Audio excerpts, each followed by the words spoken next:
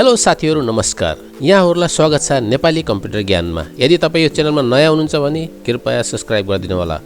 आजको भिडियोमा हामीले सिक्ने छौं विन्डोमा प्रयोग हुने यस्ता सर्टकट की जसको प्रयोगदेखि तपाईले आफ्नो काम गर्न सक्नुहुन्छ छिटो अनि स्मार्टली। त लौनु सुरु गरौँ आजको यो भिडियो। त लौनु सुरु गरौँ विन्डो की को पावरफुल सर्टकट कीज। त सबैभन्दा पहिलो छ विन्डो कीज। विन्डो कीज जुन तपाईले यहाँ पनि हेर्न सक्नुहुन्छ, जुन देखिराख्नु भएको छ यहाँ। त सेम टु सेम यही की तपाईले कीबोर्डमा पनि हेर्न सक्नुहुन्छ। त यसलाई प्रेस गर्दाखेरि के हुन्छ भनेपछि हामीले क्लिक गरेर स्टार्ट गर्नु पर्दैन। सिम्पली तपाईले कीबोर्डमा क्लिक गर्नुस्, प्रेस गर्नुस् अनि तपाईको विन्डो बटन क्लिक हुन्छ र तपाईले मेनुहरु सिलेक्ट गर्न सक्नुहुन्छ अनि फाइलहरु पनि प्रोग्रामहरु पनि तपाईले क्लिक गरेर ओपन गर्न सक्नुहुन्छ। त सेकेन्ड नम्बरमा छ हाम्रो window plus X, that means quick link menu. त विन्डो प्लस एक्स क्लिक गर्दाखेरि हामीलाई के हुन्छ त त्यो हेरौं। विन्डो प्लस एक्स गर्नुपछि क्विक लिंक मेनुहरु ओपन हुने गर्छ, जुन तपाईले क्लिक गरेर यहाँ हेर्न सक्नुहुन्छ। तपाईले मेनुजहरु, लिस्ट अफ मेनुजहरु खुलिसकेको छ र तपाईले यहाँ देखि पनि जस्तो कम्प्युटर म्यानेजमेन्टको भयो, रन भयो, शटडाउन पनि गर्न सक्नुहुन्छ, डेस्कटपमा नि जान सक्नुहुन्छ हैन, इत्यादि यिनी अप्सन्सहरु छ। तपाईले क्लिक गरेर यसलाई प्रयोगमा ल्याउन सक्नुहुन्छ। तेस्रो नम्बरमा छ हाम्रो विन्डो प्लस प्रिन्ट स्क्रिन। त तपाईले हेर्न सक्नुहुन्छ विन्डो प्लस प्रिन्ट स्क्रिन। यसले गर्दा के हुन्छ, यसले गर्दाखेरि हाम्रो यो स्क्रिनलाई प्रिन्ट गर्दछ र तपाईको कहाँ सेभ हुन्छ, यो गएर सेभ हुन्छ हाम्रो यो पिक्चरको फोल्डरमा, जुन तपाईले हेर्न सक्नुहुन्छ। यहाँ पिक्चरको फोल्डर कहाँ छ, यहाँ छ। यहाँ हेर्नुस् स्क्रिनशट छ, स्क्रिनशटमा जानुस्, यो स्क्रिनशटहरु यहाँ भएर बसेको छ। यो तपाईले खोलेर हेर्न सक्नुहुन्छ। यो त हेर्न सक्नुहुन्छ भर्खरै हामीले प्रिन्ट गरेको स्क्रिनशट। र त्यसपछि हाम्रो नेक्स्ट सर्टकट की छ हाम्रो विन्डो प्लस यू। यसले के हुन्छ, हाम्रो यसले डिस्प्ले सेटिङ डायलग बक्स खोल्दछ। यहाँदेखि तपाईले जस्तो डिस्प्लेहरुको फन्टहरु सिलेक्ट गर्ने हैन, कर्सरहरु चेन्ज गर्ने, माउस पोइन्टरको अप्सनहरु चेन्ज गर्ने, कलरहरु इत्यादि हामीले यहाँदेखि परिवर्तन गर्न सकिन्छ। त्यसपछि हाम्रो नेक्स्ट अप्सन छ विन्डो प्लस डी।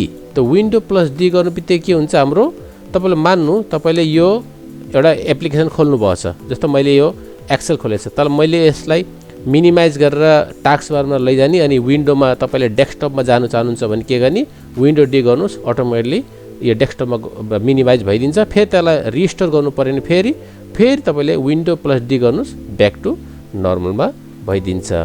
त्यसपछि हाम्रो नेक्स्ट सर्टकट की छ विन्डो प्लस एल।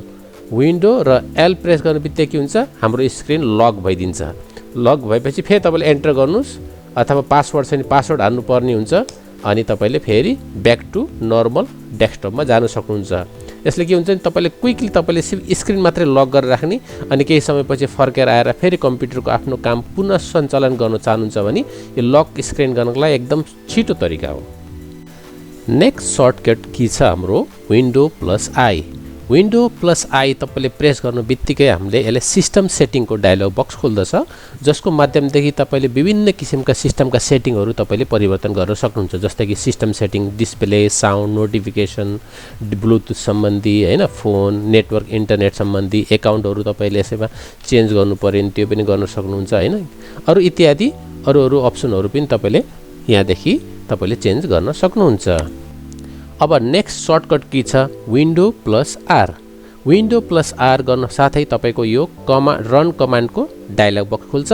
तपाईले यो खाली बक्समा तपाईले कमान्डहरु एउटा सर्ट कमान्डहरु टाइप गरेर तपाईले त्यो प्रोग्रामहरु खोल्न सक्नुहुन्छ। जस्तै मैले सीएमडी गर्नुबित्तिकै के भयो, यो माध्यमदेखि तपाईले कमान्ड लाइन इन्टरप्रेटर खोल्न सक्नुहुन्छ। भन्नाले तपाईले यदि माइक्रोसफ्ट डिस्क अपरेटिङ सिस्टम पढ्नु भएको छ भने यसलाई भन्नु सकिन्छ कि डिस्क अपरेटिङ सिस्टमको एउटा डायलग बक्स हो, अथवा हामीले कमान्ड प्रम्प्ट पनि भन्नु सकिन्छ।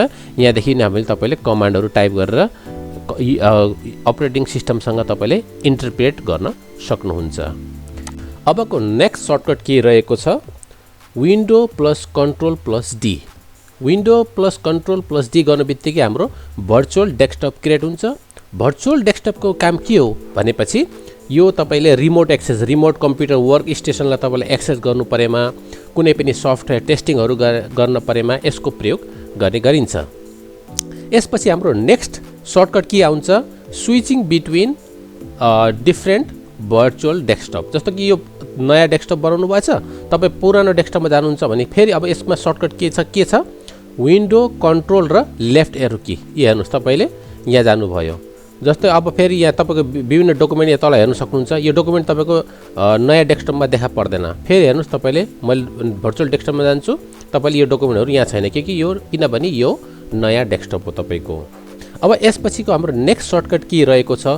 अब भर्चुअल डेस्कटप त बनाउनु भयो, तर यसलाई डिलिट कसरी गर्ने भनेपछि नेक्स्ट सर्टकट की के छ हाम्रो विन्डो कन्ट्रोल र F4 गर्न साथै हाम्रो के हुन्छ भर्चुअल डेस्कटप हाम्रो डिलिट हुन्छ। यी हेर्नुहोस् यो हाम्रो भर्चुअल डेस्कटप डिलिट भइसक्यो। अब हाम्रो यो ओरिजिनल डेस्कटपमा मात्रै हामी छौँ। अब नेक्स्ट हाम्रो सर्टकट की रहेको छ हाम्रो विन्डो प्लस ट्याब। यसले के गर्छ हाम्रो एक्टिभ स्क्रिनमा रहेका प्रोग्रामहरू के छन् त्योहरू लिस्टहरू सो गर्छ एउटा सानो स्क्रिनमा, र तपाईँले त्यहाँ क्लिक गरेर पनि तपाईँले फेरि यसलाई खोल्न पनि सक्नुहुन्छ। जस्तै मैले अब मानौँ यो कुनै यो एक्सेलको खोल्न चाहन्छु भनेपछि एक्सेललाई क्लिक गर्नुहोस् त यो एक्सेल खोलिहाल्यो, हो कि न। अब हाम्रो छ नेक्स्ट सर्टकट के छ हाम्रो विन्डो प्लस ई। विन्डो प्लस ई गर्नु बित्तिकै के हुन्छ यसले विन्डो एक्सप्लोरर डायलग बक्स खुल्दछ। तपाईँले यसको माध्यमदेखि विभिन्न किसिमको फाइल म्यानेजमेन्टका कामहरू तपाईँले गर्न सक्नुहुनेछ। अब नेक्स्ट र अन्तिम सर्टकट की छ विन्डोको साथ प्लस की र माइनस की गर्दा के हुन्छ त्यो हेरौँ। एउटा डकुमेन्ट खोलेर यो खोल्न साथै मैले विन्डोको साथ प्लस की प्रेस गर्छु, के हुन्छ हेर्नुहोस् यसले एउटा म्याग्निफायर ओपन हुन्छ, र फेरि मैले प्लस की गर्नु साथै के हुन्छ यो जुम हुन्छ। फेरि यसलाई जुमलाई घटाउनलाई फेरि माइनस की गरेपछि के हुन्छ फेरि जुम आउट हुन्छ। जुम इन र जुम आउट गर्न सकिन्छ हाम्रो विन्डोको साथ प्लस की र माइनस की सिलेक्ट गरेमा। के तपाईँले यो भिडियोबाट केही सिक्नुभयो भने कृपया लाइक कमेन्ट र सब्सक्राइब गरिदिनु होला, अनि हेर्दै गर्नुहोला नेपाली कम्प्युटर ज्ञान। हस्, थ्याङ्क यू।